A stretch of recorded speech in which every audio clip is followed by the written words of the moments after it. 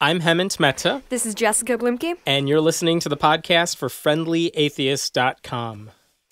We're joined today by Amy Dickinson, who is a syndicated columnist behind Ask Amy, which is on over 150 newspapers nationwide. You can also hear her on NPR's Wait, Wait, Don't Tell Me, where she's a regular panelist. She's written for Time, Esquire, and O magazines and is the author of the bestselling memoir, The Mighty Queens of Freeville. Thank you so much for joining us today. Thank you. So I read that you got your job, the Ask Amy columnist job, because the Chicago Tribune sent you some sample questions, and they wanted you to get back to them within a week. You ended up getting back to them within a day. And I'm wondering, have you always been that much of a go-getter, or why? How did you respond that quickly? Honestly, I appreciate you calling me something so old-fashioned as being a go-getter, because I think that totally describes me. They sent 5 sample questions. I knew there were other candidates for this job, and frankly, I wasn't employed at the time. So I just did it, and I thought to myself, look, the person who gets this job is going to have to be fast. I thought that's one of the qualities of writing a daily column. And so I turned it around really quickly, that day, like maybe 3 or 4 hours.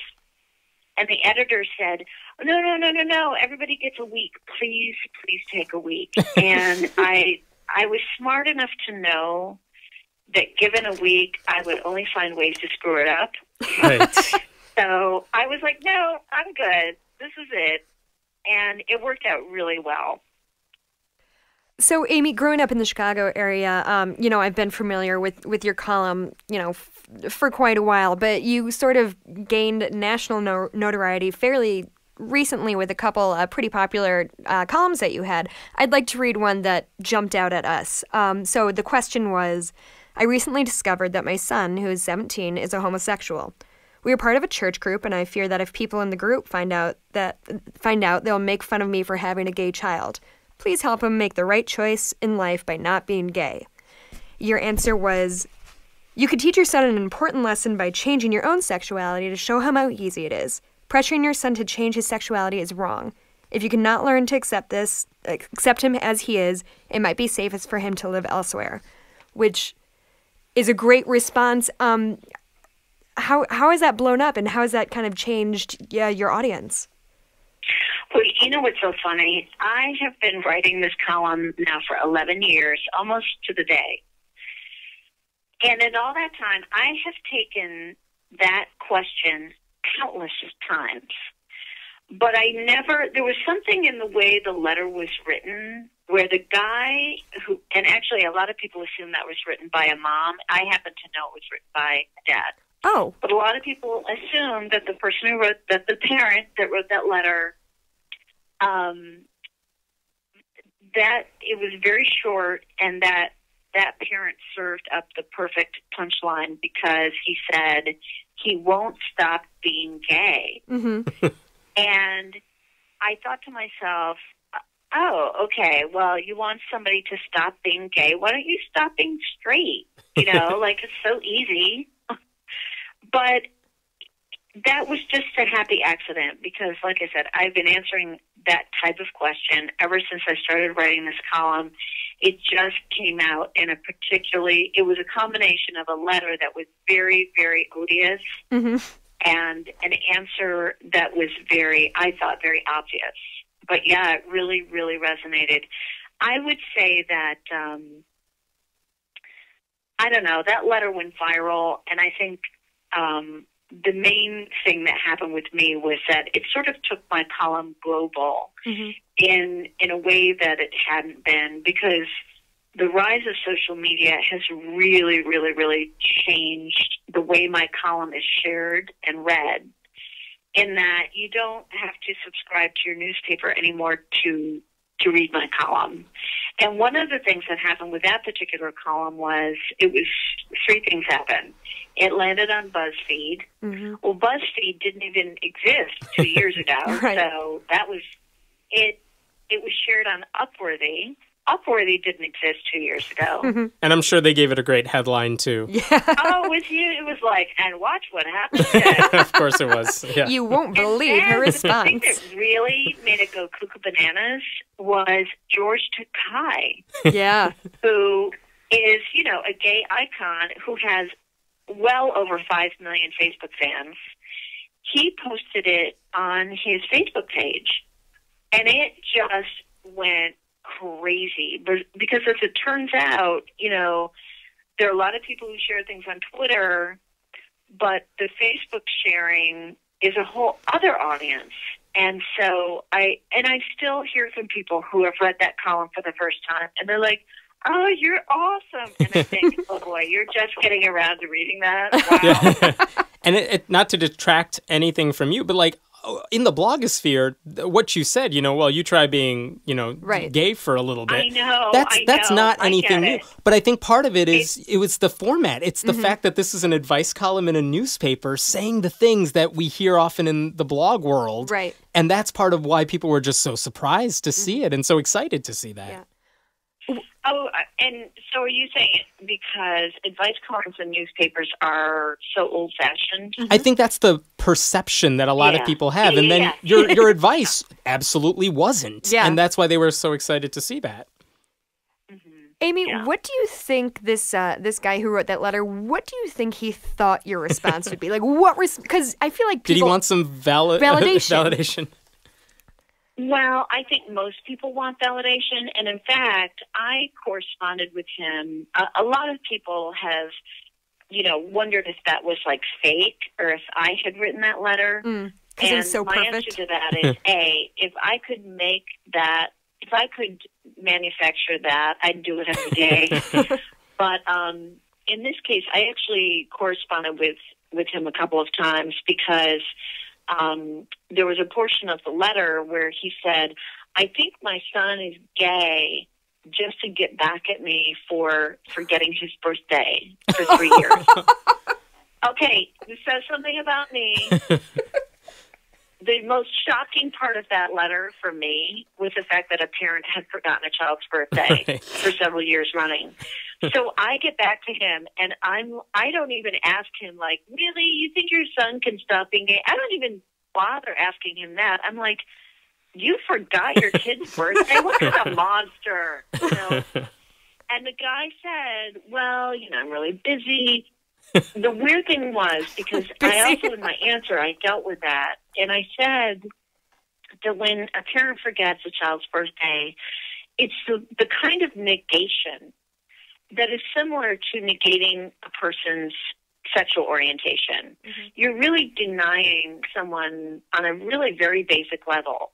And I have to say, in amongst the huge response to that letter, I heard from so many people who said, "Oh my God, my parents," or "I have a parent that forgot my birthday." I love how that's Many, the many, part that many resonated times. with so many people. It really did, and it was very surprising to me, and I was very touched by that because I thought I had tapped into something that was unfortunately a more common experience than I had expected. Yeah. And Amy, there's another one that went viral, and forgive me, I don't have the text in front of me, but it was regarding a woman talking about her sister. Who, could you give the summary of that? Because I don't have it in front of me. Okay, so that's another one that the letter was very sanctimonious. In this case, this letter was so sanctimonious. It was a perfect combination. It was so sanctimonious and so bitchy at the same time. Again, somebody who was a churchgoer who was like excluding her sister from these sister weekends. And she said, "Well, my other sister and I, we're both married and we have children and we don't work and we go on these fun shopping weekends. But our other sister is a single mom, and she's basically no fun to be around because she's got all these problems." And so they had been excluding her. And basically at the end of her letter, she served up the perfect, sort of softball, because she said, so does this make me some kind of horrible person? And so, of course, I said, why, yes, you are a horrible person. And it's just that bluntness. Something about that's me great. just saying, oh, yeah, you're horrible. That, people went crazy over that. And that actually really, really did surprise me. Well, because nobody, I feel like people tend to be around people who agree with them. So when I ask Hemant, am I a horrible person? He's going to say no. Come on, Hemant. All right, now.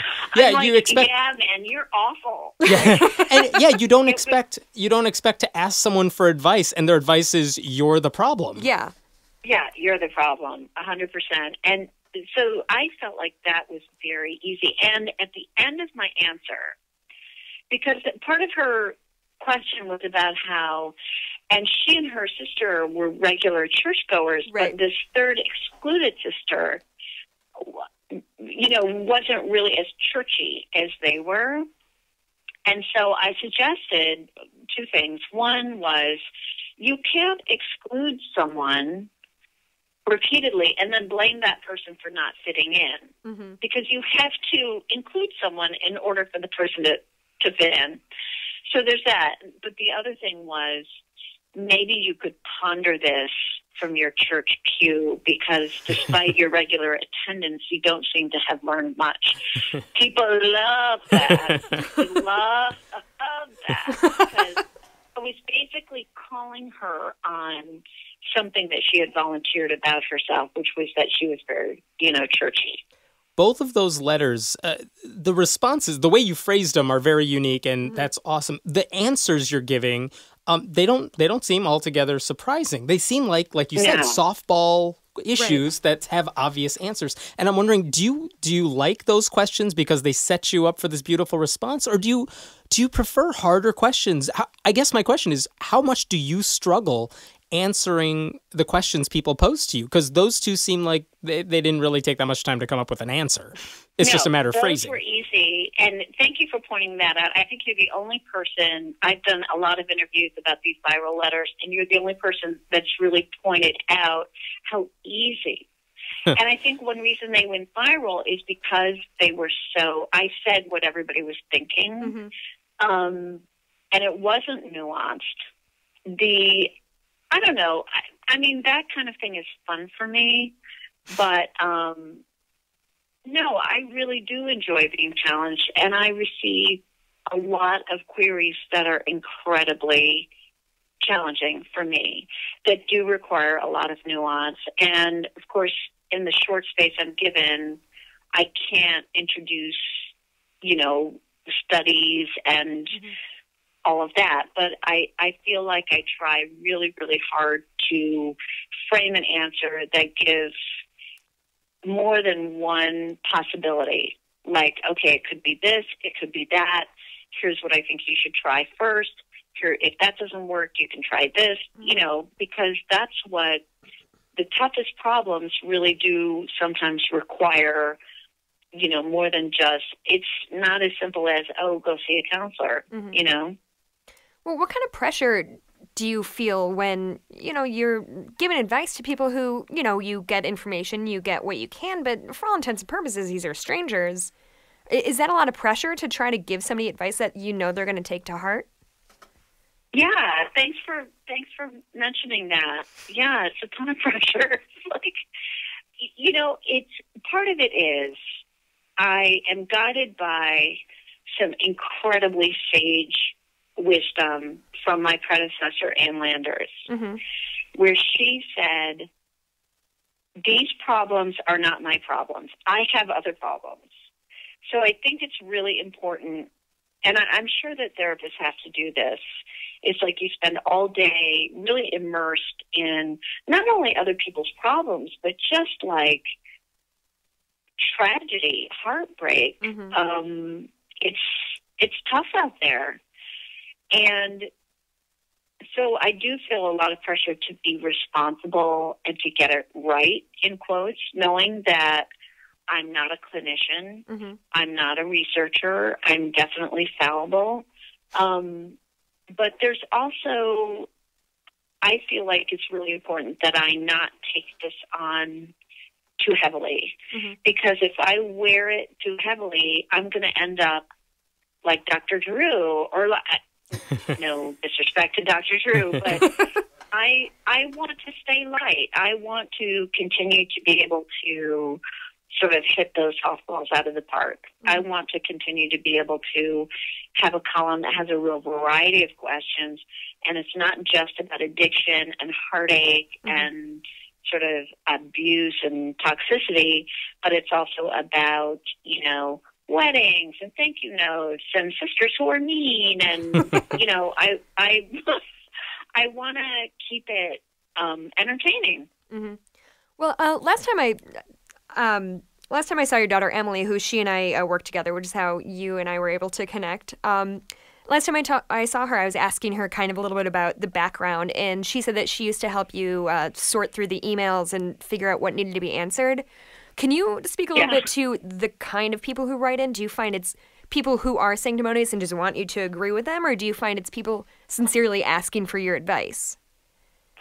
I think, honestly, there are a bunch of different categories, but the queries from people who assume that I will agree with them, that's their own. They are in a class of their own. Let me see. So, and I get asked to sort of mediate disputes. I get asked in terms of relationships. I get asked a lot of parenting questions. And I get asked sort of, like a spouse will write to me about some habitual thing that their partner or spouse does, and they want to know, like, what can they do to change that person. Very frequently, letters or queries that I get are out of a real desire to change someone else's behavior, which, of course, we all know you can't really do. So I think I get a lot of letters about boundaries. Like letters that I get or queries that I get about the workplace are often about boundaries. People who encroach, people who make other people uncomfortable regularly, people who smell, people who talk too loudly. You know, there are like a lot of boundary issues that come up. A lot of our listeners are probably atheists just because of the nature of this particular podcast. And I wonder, do you ever hear from that demographic, and what sort of things are they asking you about? Actually, pretty rarely. But I have, and actually the letters I've gotten from atheists are all from young atheists who are growing up in religious households. And this is a very important issue for a young person. I think faith or religious practice or a choice about religion it's a very important developmental milestone for a young person. My parents were very liberal, in quotes, in that they my mother believed very, very firmly in a person's right to choose what their faith practice would be, and that includes no faith practice. And so even though we were raised in a sort of singing in the church choir and in an environment where there was church attendance, there was no expectation that any of us would make that choice. I mean, no judgment at all, frankly, about it, but I think that's pretty rare. So most often I get letters or queries from young people who are atheists and don't know how to navigate that in a religious family. And boy, it's tough. Yeah, it definitely is, and I hear from a lot of them too. Yeah, who wish they had someone to go to. Who do you go to advice if you ever have any problems? Well, early on, when I first started working at the Chicago Tribune, I started getting colleagues coming to me. Literally, I came in, and the holidays are a busy season for advice givers. I remember coming into the office, and it was December, and I've always been an early bird, and I came into the office early, and one of my colleagues was waiting for me with his coat on and, like, waiting the way you wait for your therapist to arrive.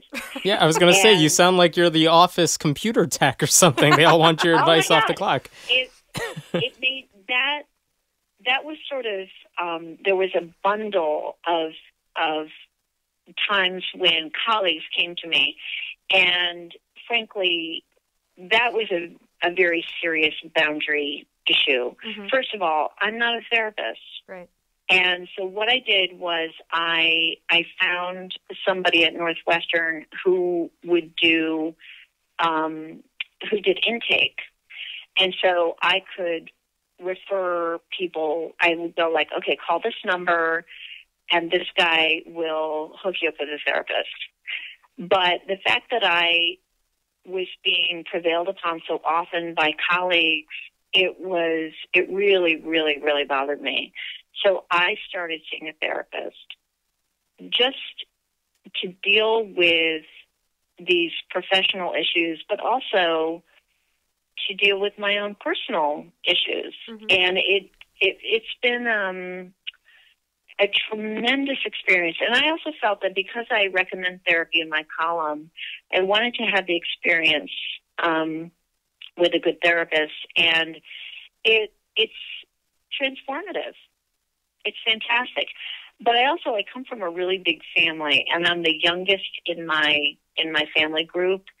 And so I've always been surrounded by people who I could go to, and I do. Mm-hmm. A lot of people don't ask for advice. I very frequently, I just wrote a note to a family member who's sick right now, and he is somebody who I have called on the phone and said, like, I'm struggling with this. I'm wondering, would you be willing to, like, talk to me about this?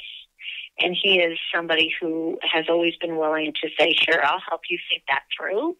You know, I've just been really, really, really lucky, not only that I have family members who are so generous and smart, but also I'm somebody who will definitely seek another angle. And I would, frankly, recommend that. I think if you're stuck, you should ask people and listen. I feel like one of the best things about me being me is that I actually listen to the advice that I'm getting from people, and I have a tendency to follow it. Mm-hmm. Good. Tell me, what's the difference between giving advice to somebody via the column or somebody you don't really know versus, say, if your daughter came to you for advice? How does that change, or does it all come from the same place? Well, that's a great question, and I think it's quite different because when somebody comes to you for advice, when it's somebody you have a long-standing relationship with, you have to be, I think, very, very, very careful, very tender. For instance, if a family member came to me and said, and this has happened, my spouse is not being nice to me and he's really pissing me off. If I said to that person, oh, you should leave. You should leave the marriage. You should leave the partnership. You should leave the relationship. And the person didn't, because let's face it, 90% of the time you don't leave. Mm-hmm. You work it out. It would put me in such a bad spot with that person. I am super, super, super, super careful about family members. Very careful. In fact, I'm most often, I've become a better, despite how much talking I'm doing with you guys, I've become a much better listener. And I'm more likely to say, well, what do you think you should do? Or what are your options? Like, I think it's really helpful just to talk to somebody who will listen to you and ask good questions. Mm-hmm. And so if you go to somebody with a problem and that person says, well, why don't, let's talk about what you think your options are. it just helps, and without offering like, oh, you should do this, you can say, well, I read a book that I really love on the subject, and here it is, and you should definitely take a look at this. Or I had an experience similar to this, and this is what my mom said to me. Like there are ways to sort of tenderly deliver advice without telling somebody what to do. I'm very uncomfortable telling somebody what to do, believe it or not. Do your kids actually come to you for advice? Very seldom. Very, very seldom. I think the place my column has the biggest impact on my life is honestly in my adult relationships with my husband and my adult family members. I think I have really been very, very useful to family members based on things I've learned from doing the column. This is weird in a way, but I think one of the biggest impacts I've had, in my own family is in dealing with family members who are ill and dying. And this just came from me sort of learning compassion, not just on the page, but really trying to practice compassion in my life. And so it's made me a little bit more brave. And I think I've been the most helpful to my family members when the times have been tough. But I mean, I'm not going to tell somebody ever like how to run their marriage. I think I know a lot about parenting. I think I've been a very good parent, and I had a very, very good mother. And so there are definitely times when I know I've been very helpful with my husband. My husband and I have a blended family, and so I entered a family that was already going. And I think I've been very influential in terms of I entered a family unit that was sort of steaming along in one particular way. And I do believe that I've been more of an advocate for these kids. My husband was a guy who was like, hey, I tell them what to do and they do it. Kind of one of those guys.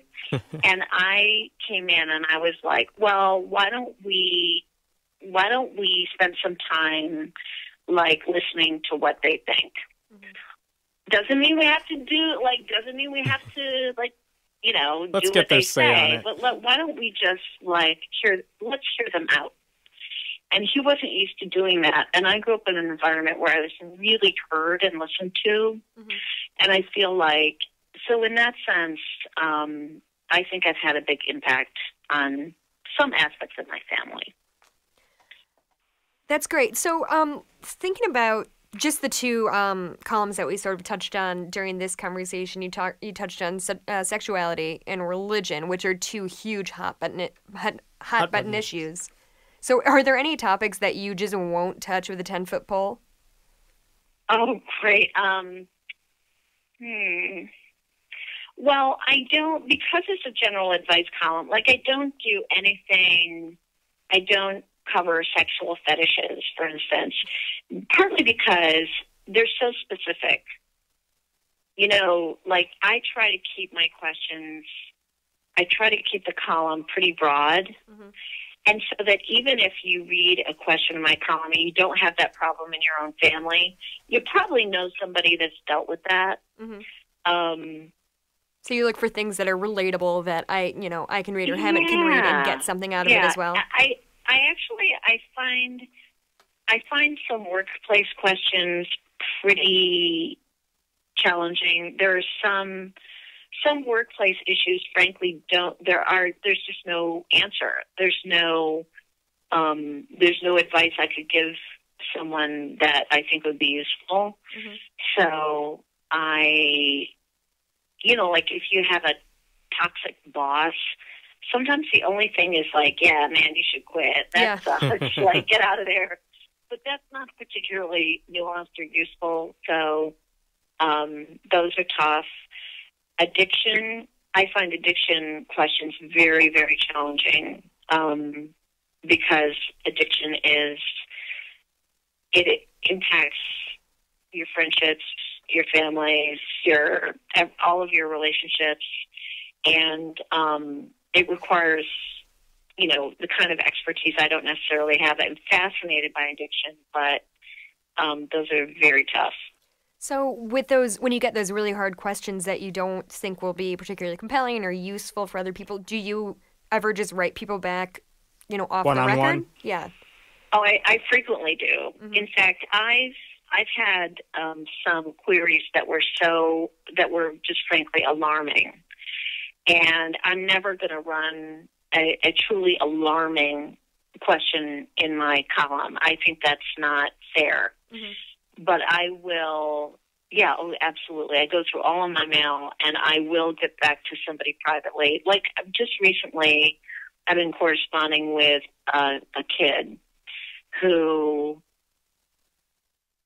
I don't know, she sent me I was pretty alarmed by her reaching out to me. And what I did was I said, look, I'm listening, like, you're not alone. I try to do stuff like that. I'll try to point somebody towards some resources. Just one time in 10 years, I actually called a kid's school. She happened to tell me, I don't know, it was a pretty scary query from her. And I said to her, hey, would you mind telling me the name of your school? I would like to give your counselor a call. And she did. And I called the counselor. And the counselor was like, yep, I know this person, and I will definitely get on it. And I'm really glad I did that. Mm-hmm. Let me switch gears entirely for a second. Thank God. We're going down a deep hole. I know. Because you're a panelist on Wait, Wait, Don't Tell Me, and that's such a funny show, it seems like such a different gear than the serious advice you're trying to dole out, in your column. How do you make that adjustment, going from a serious advice giver to a panelist where, you're supposed to be funny and you're supposed to make light of serious news stories? Are you turning on different switches in your head? It's completely different, and the first thing I do is thank my lucky stars that I am fortunate enough to have that kind of balance in my life and in my work life. I mean, it's just so rare.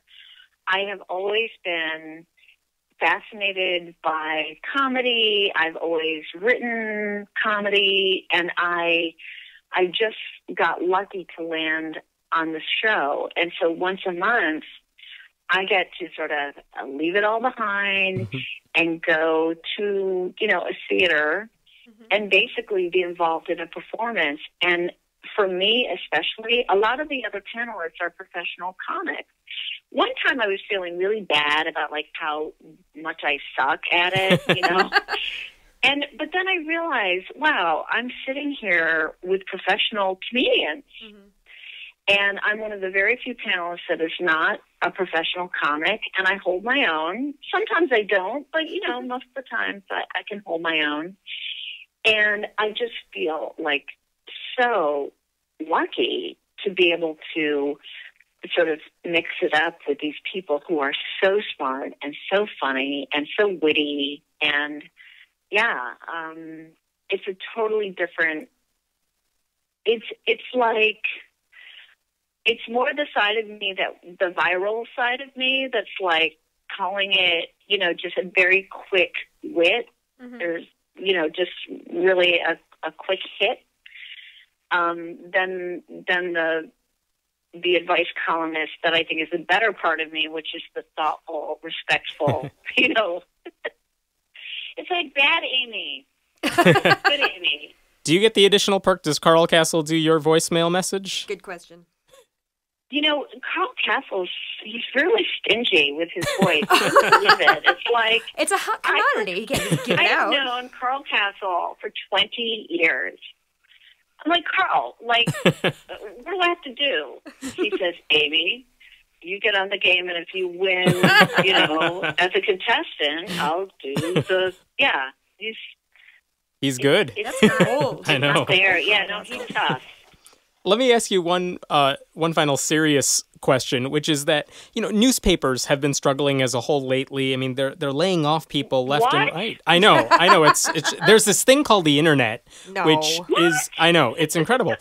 How does that affect you as a syndicated columnist? I mean, is that something you have to keep in the back of your head, just as a businesswoman more than anything else? Well, it's a very weird experience because I'm very, very deeply engaged in an industry that's contracting and changing. And it's hard to attach a value, for instance, on something that a lot of people just get for free, but some people pay for. So it's a pretty confusing time. And like everybody else involved in newspapers, I'm trying to figure out how to make a smooth transition into the next phase, for sure. Well, that's great. Amy, we are just about out of time. Thank you so much for stopping by. Thanks. That just flew by. You guys are great. Thank you. Thank you so much. And thank you to everyone for listening to the podcast for friendlyatheist.com. This episode was taped at Cinnamon Sound Studios in Aurora, Illinois. If you like what you're hearing, please consider making a contribution at patreon.com/Hemant. That's He-Man T. We appreciate your support. I'm Hemant Mehta. This is Jessica Blumke, and thanks for coming. We hope you'll join us next time.